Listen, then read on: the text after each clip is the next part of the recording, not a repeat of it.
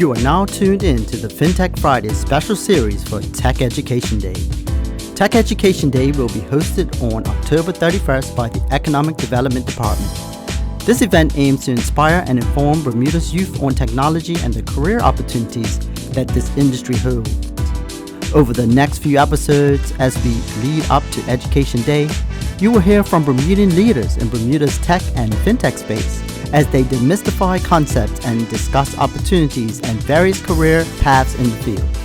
So sit back and enjoy today's episode, and we hope to see you at Tech Education Day on October 31st. Good day, everyone. I'm so excited to be here today. My name is Jasmine Da Silva. I'm the Senior Vice President for Business Development and Strategic Initiatives at Artex Capital Solutions. And most importantly, I am Bermudian. Today's conversation will be with Stephanie Smellie, Bermudian as well. She's also, no secret to some of you, my best friend. So this makes this conversation even more exciting. Stephanie, can you give them a little bit of an introduction? Obviously, I've known you since we were 11, but who is Stephanie Smellie and why are you critical to this conversation today? Yes, and thank you, Jazz, for hosting this. I was very excited that you would be the one interviewing me because we can talk all day, and I'm really excited to come back to Bermuda. Haven't been since Cup Match, which was a different time that I was coming back for, but I'm excited to come back to really share with the Tech Day audience about my experience. Just so everybody knows, I grew up in Bermuda. I went to Harrington Sound and Soltis. And then I took my talents to the States where I went to UNC Chapel Hill. But since then, I've started my career in finance and then moved over to the tech space.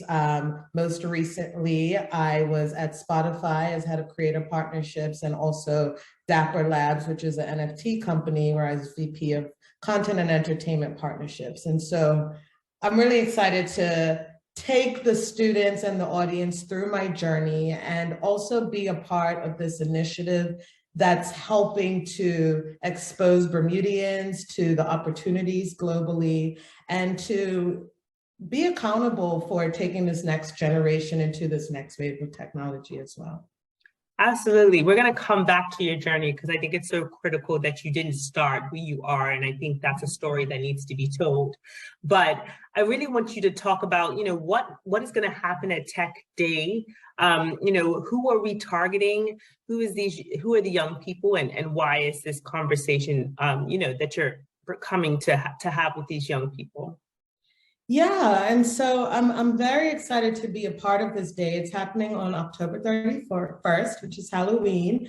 But the goal is really to inspire and provide knowledge and also provide community for networking to students who want to know more about the tech industry.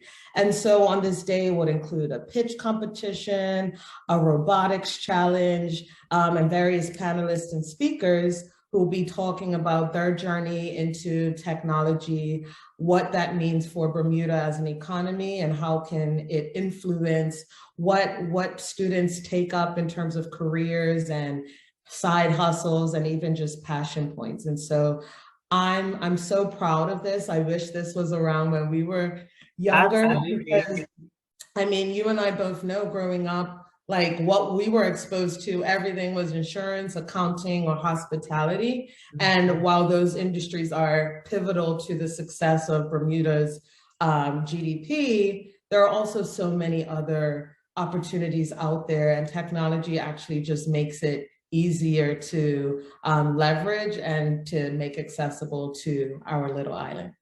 Absolutely. I think it's one thing that you said that's critical is the financial sector is really mature in Bermuda, and we can't take away from how mature and great that sector is. But as we look to expand our horizons, it's going to be critical that we're not left behind when it comes to tech and technology, and who's pivotal in doing that and is our younger generation. So I feel like I've been saying that you should be having this conversation forever. So thank you for whoever for listening to me. Miriam, shout out to Miriam. Shout out to Miriam. So, Stephanie, we talked about the day and what's going to happen, and I hope as many people as possible will join. and take part and also spread the word to their young people so that they can learn more about it. But let's go back to your journey a bit more. I just want to talk about, how did finance even translate into tech, and how has it become a passion of yours? I mean, you are sought after as an advisor and a consultant by so many. As a Black female, you are an anomaly. And so Bermuda should be so proud that you are in this space. But let's go through your journey. What does that even look like? Oh, good question. So my father was an accountant, and so naturally I wanted to be an accountant after doing outdoor internships and realizing I need to be inside in air conditioned. So I was like, accounting it is. I got a master's of accounting actually from UNC, which was my undergrad school, and I got my CPA right out of college. And so I took that and went to New York, where I worked on Wall Street for 5 years doing oil and gas derivative consulting in the accounting space. Sounds like a blast. It was an absolute blast. Highly recommend everyone to get involved. But I was having too much fun. I realized I want to do something else. And so I know that there's imposter syndrome, but there's also syndrome where you realize my talents could be better lent to somewhere else where I know I will thrive. And I just had so many, I guess, skills and competencies that I wasn't tapping into, mainly on my creative side, that I knew that I needed a do-over, if you will. And I won't say it's a complete do-over because there's still a lot of transferable skills that I leverage by way of my quantitative skills, my analytical skills, and even client service, since I was actually working at Deloitte in New York. But the path wasn't easy to switch careers, and I moved home to Bermuda for a year, worked at HSBC, and during that time, I applied to business school. And so I got into Wharton, went back to Philly, got my MBA, and I was really intentional about what my next chapter would look like. And there were many times where I could have taken an easier path that wouldn't have been fulfilling. And so I actually turned down jobs and graduated without a job because it wasn't the right fit for me. And so that's a whole nother podcast where we can go into the conviction you have to be uncomfortable short-term for long-term rewards. Yeah. But that took me to doing a consultancy at Under Armour in Baltimore, where I was on the basketball brand management team. And then eventually my experience started aligning with where I wanted to be. And so I was recruited to work in New York at iHeartMedia, where I eventually became VP of Biz Dev and Partnerships there. Then Spotify recruited me from there, which, full circle moment, was my dream company to work for. And I had been denied many times earlier in my life wanting to work there because it just wasn't God's timing. And so I love my destination at Spotify because it was just a full circle moment on divine providence. So and then during my time at Spotify, actually, I was leading research into NFTs as a way that we could help musicians monetize their art.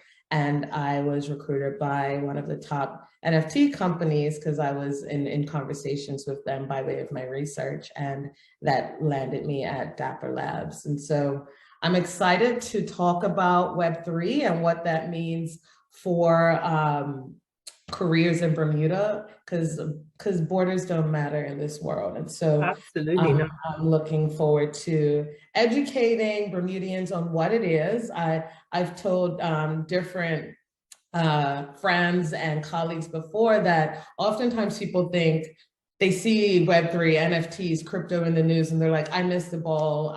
It doesn't even make sense me learning this. And I want to destigmatize that and make it more approachable, because we are still so early in this journey. Think of it as the beginning of the internet.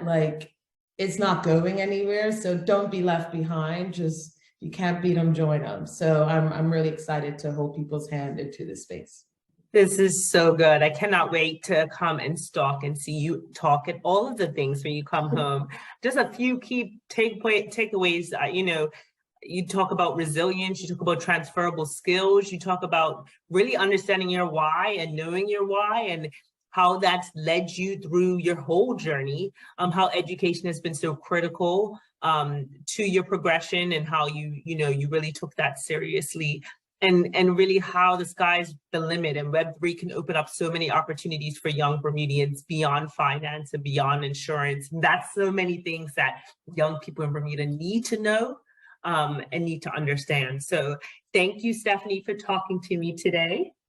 Really appreciated it. I loved it. Yeah, it was a great conversation, and I hope everyone comes to join and listen to your insights and expertise because they're sought out, not just by internationally sought out. And so it's critical that we understand that within our island, we have that expertise and insight that we are looking outwardly for so often. So thank you. Thank you for having me. Talk to you soon. All righty.